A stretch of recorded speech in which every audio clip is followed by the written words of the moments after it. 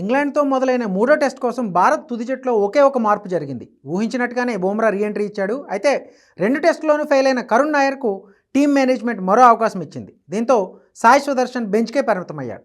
నిజానికి రెండో టెస్ట్ ముగిసిన తర్వాత మూడో టెస్ట్ కోసం టీమిండియాలో 3 మార్పుల వరకు జరుగుతాయని అంతా అనుకున్నారు. వరుసగా విఫలమవుతున్న కరుణ్ నాయర్, ప్రసిద్ధ్ కృష్ణలతో పాటు రెండో టెస్టులో ఆల్రౌండర్గా నిరాశపరిచిన నితీష్ కుమార్ రెడ్డిని పక్కన పెడతారని అంతా ఊహించారు. అయితే గంభీర్ మాత్రం మరోలా ఆలోచించాడు.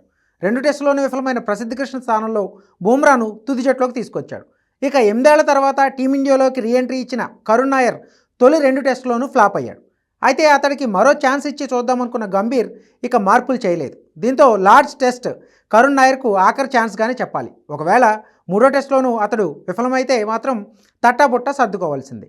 మిగిలిన 2 మ్యాచ్లకు బెంచ్కే పరిమితమయ్యే అవకాశాలున్నాయి. ఆ తర్వాత మళ్ళీ టీమిండియా గడప తొక్కే ఛాన్స్ కూడా ఉండదు. సరిగ్గా ఏడాది క్రితం ఇంకో ఛాన్స్ ఇవ్వమంటూ సోషల్ మీడియాలో పోస్ట్ పెట్టాడు కరుణ్ నాయర్. తర్వాత దేశవాళీ క్రికెట్లో అద్భుతంగా రాణించి సెలెక్టర్లకు సవాల్గా మారాడు. ఇంగ్లాండ్ ఏ జట్టుతో జరిగిన మ్యాచ్లోనూ అదరగొట్టడంతో నేరుగా అతనికి తుది జట్టులో చోటు దక్కింది. కానీ 2 మ్యాచ్ల్లోనూ కరుణ్ నాయర్ ఫెయిల్ అయ్యాడు.